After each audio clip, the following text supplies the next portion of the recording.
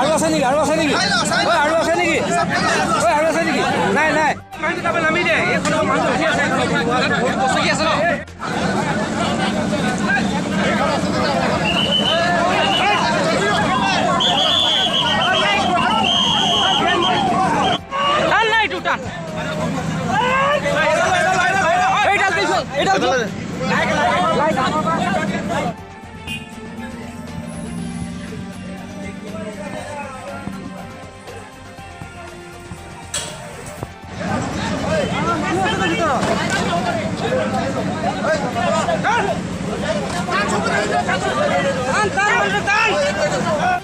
এতিয়াৰ পৌৰসভাই যিটো আঁচনি লৈ যিটো কাম কৰিছে সেই কামখিনি আমি ভালেই পাইছোঁ, কিন্তু এটাই কথা কি যিখিনি নৰ্দমা খান্দি তেখেতসকলে কৰ্মচাৰী লগাইছে, কোনো কৰ্মচাৰী সাৱধান নাই, যুদ্ধে মুদ্ধে কাম লগাইছে, যুদ্ধে মুদ্ধে কামটো শেষ কৰিবলৈ বিচাৰিছে। এনেকৈ কাম নহয়।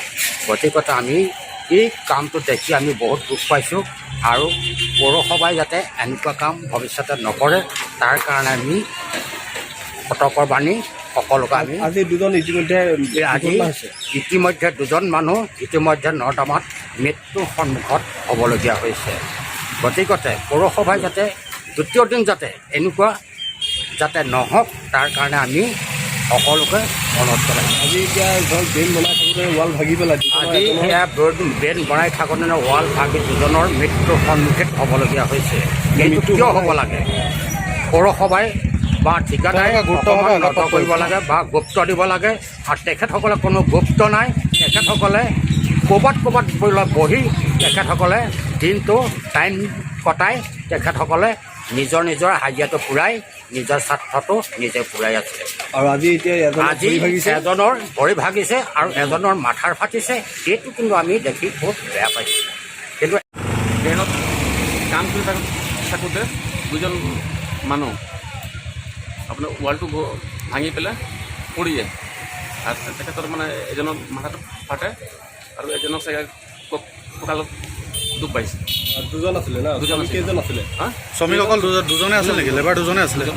এইটো কি টাউন কমিটিৰ ফালৰ পৰা ড্ৰেইন বনাই আছিলে নেকি? টাউন কমিটিৰ ফালৰ পৰা হয়, ড্ৰেইন বনাই আছিলে।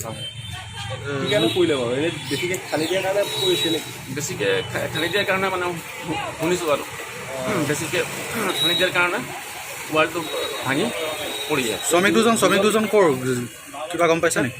চাগে মিচিং সম্প্ৰদায় হ'লে